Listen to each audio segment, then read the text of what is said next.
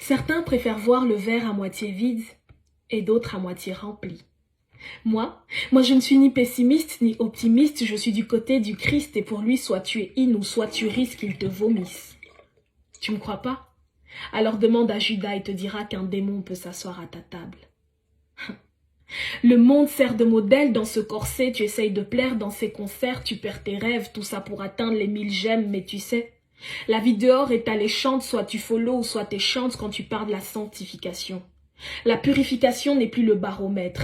L'élection des ministères se fait par applaudimètre. Au plus mon père spirituel a des followers, au plus grand est son appel. Vraiment? On s'appelle brother, sister, shepherd, woman of fire, mais si ce feu est en nous, où est l'amour qui vient avec? Jeunesse chrétienne, dans quoi sommes-nous tombés? À coup de Gucci, Versace, je vais prêcher, mais avant je vais poster dans ma story pour montrer comment je suis sapée. Attends, il ne faut surtout pas oublier le verset pour appuyer combien je suis une créature si merveilleuse. Au final, nos égos sont plus nourris que les hommes que nous devons servir. Nous sommes propres et présentables pour faire des services de puissance, mais les désordres dans nos âmes témoignent de nos insuffisances.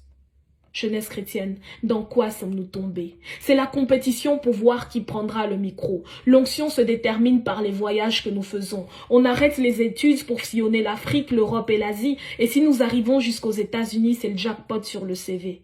Avons-nous oublié que l'injonction de faire de tous les hommes des disciples commence d'abord à Jérusalem avant de s'étendre aux extrémités de la terre? Que fais-tu de tes voisins et de toutes ces personnes que tu rencontres au quotidien? Il y a des cœurs à changer, certes, mais que penses-tu du tien? First.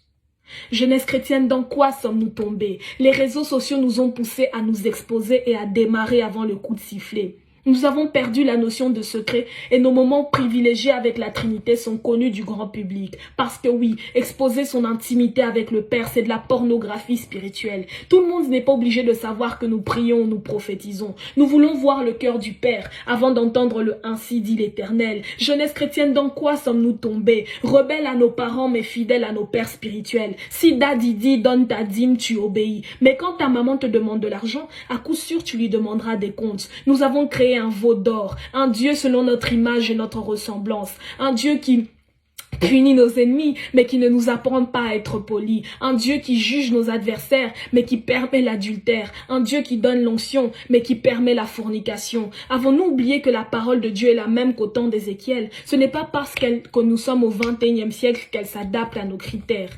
Jeunesse chrétienne, si Dieu ne nous punit pas maintenant, c'est parce qu'il est compatissant. Mais sa grâce, elle ne couvre pas nos transgressions. Jeunesse chrétienne, n'oublie pas. Quand tu auras des followers et des clubs de soutien, n'oublie pas. Quand tu auras mangé, que tu te seras rassasié, n'oublie pas. Quand les gens te soutiendront et t'apprécieront, n'oublie pas. N'oublie pas que les fleurs qu'ils te lancent, c'est Dieu qui les a fait pousser. Garde-toi d'oublier le Dieu qui t'a sorti du péché. Garde-toi d'oublier celui qui t'a repêché des déchets. Celui qui t'a sorti des indigents pour te faire asseoir parmi les grands. Garde-toi d'oublier le Dieu qui t'a tiré des ténèbres vers son admirable lumière. Et même si tu es tombé, relève-toi. Relève-toi et rappelle-toi que c'est de toi qu'il parlait quand il disait que vos fils et vos filles prophétiseront. C'est de toi qu'il parlait quand il disait que vos jeunes gens auront des visions. Relève-toi et rappelle-toi du vœu que tu lui avais fait dans le secret. Relève-toi et regarde où tu es tombé. Considère tes voies. Reviens à ton premier amour. Fais-lui la promesse de marcher jour après jour dans la vérité, dans la sincérité, sans que les hommes crient gloire à ton nom, mais plutôt en regardant vers la Trinité et en disant non pas à nous, non pas à nous, mais qu'à son nom seul revienne la gloire, et cela pour l'éternité.